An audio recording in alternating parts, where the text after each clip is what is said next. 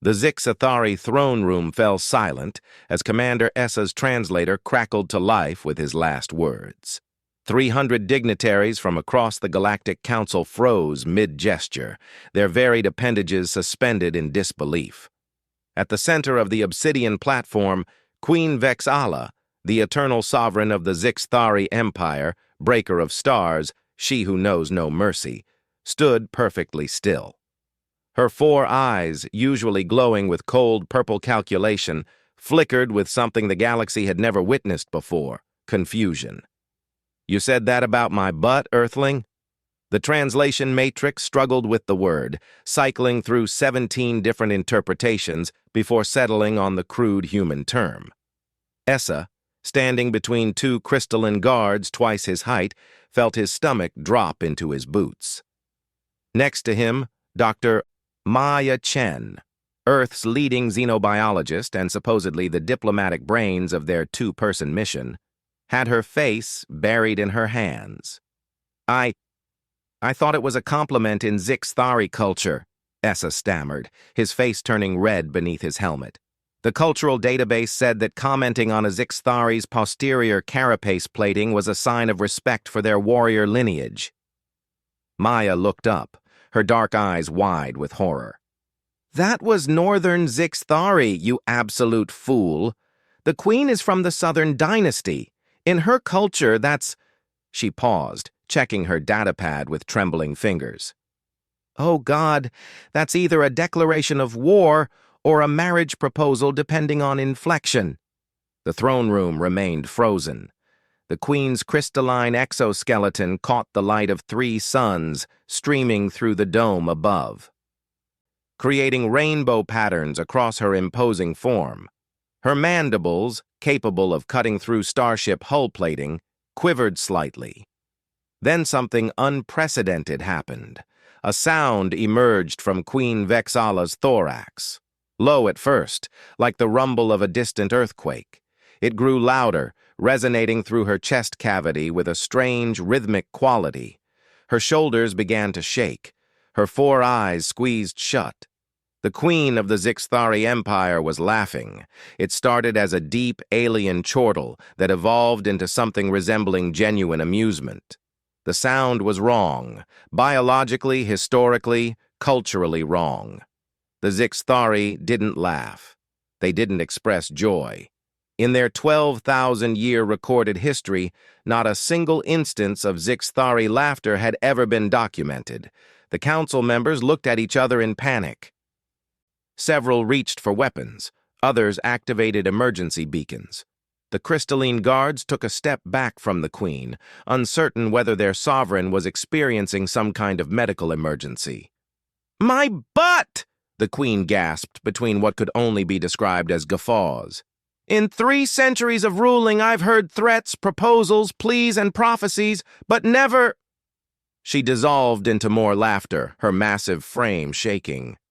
"Never has anyone commented on my posterior carapace." Maya slowly lowered her hands, her scientific mind racing. "Essa," she whispered, "do you realize what's happening? Humans might be the first species capable of making a Zixathari laugh." "Is that good or bad?" Essa whispered back, still prepared to run. I have no idea." The queen finally composed herself, wiping at her eyes with a delicate foreclaw. When she spoke again, her voice carried a warmth that had never existed in any Zixathari vocal pattern. "Earthling Essa, in my long life I have conquered 17 star systems. I have negotiated treaties that brought 1,000 years of war to an end. I have stared into the void between galaxies and felt nothing but duty." She leaned forward, her massive form somehow seeming less threatening. "But just now you made me feel something I thought my species had lost in our evolution toward perfection. Surprise, delight, absurdity." She straightened, addressing the stunned council. "For 200 years, you have all walked on eggshells around me, every word carefully chosen, every gesture precisely calculated. And in that time, have any of you truly spoken to me? Or have you simply performed the dance of diplomacy?" The council members remained silent. This human, Vexala continued, gesturing at Essa, insulted me by accident, purely through cultural incompetence and spectacular stupidity. And yet it was the most genuine interaction I've had in decades. She looked back at Essa and Maya. Tell me, Earthlings, how did your species survive long enough to reach the stars? You seem remarkably prone to catastrophic social errors. Maya found her voice, her scientific curiosity overriding her fear. Your Majesty, we survive precisely because of our mistakes. Humans are experts at failing forward. We're not the strongest species or the smartest or the most advanced, but we're stubborn, adaptable, and apparently, we have a talent for inappropriate comments that somehow break the ice. Essa nodded vigorously. We call it putting your foot in your mouth. It's practically our defining characteristic. The Queen's eyes glimmered with something that might have been respect. Then perhaps the galaxy needs more foot-in-mouth moments and fewer carefully scripted exchanges. She raised her voice, addressing the Council once more.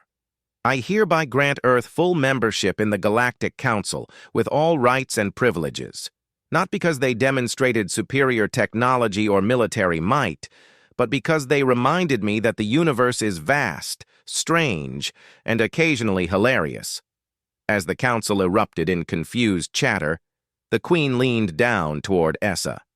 However, Earthling, if you ever comment on my carapace again, I will use you as a toothpick. Understood? Essa nodded frantically. Crystal clear, Your Majesty. Good, she straightened. Now, tell me more about these inappropriate comments. I believe Earth and the Zixthari Empire have much to learn from each other.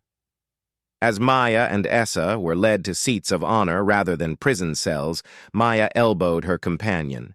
Only humanity could accidentally save first contact by insulting a galactic queen's butt. Essa grinned weakly. It's what we do best. End.